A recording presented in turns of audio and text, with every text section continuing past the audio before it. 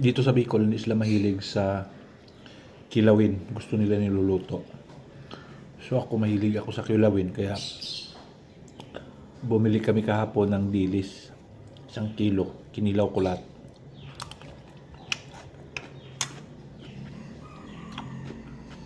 Sariwang sariwa.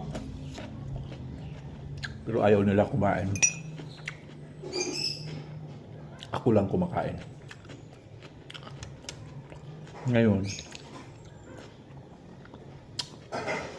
pangalawang almusal.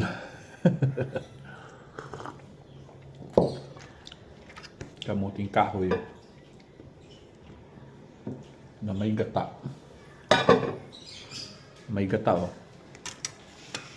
Oh.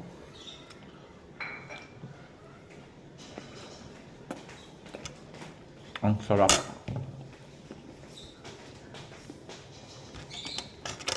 With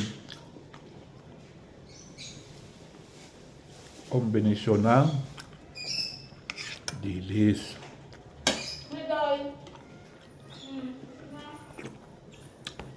Ang sarap. Sakto kasi daming kong nilagay na sili. Hindi nga lang hinog.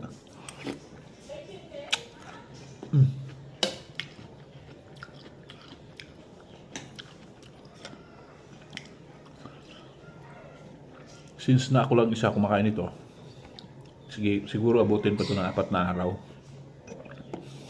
Akin lang. Ganyan dito. Sarap, no?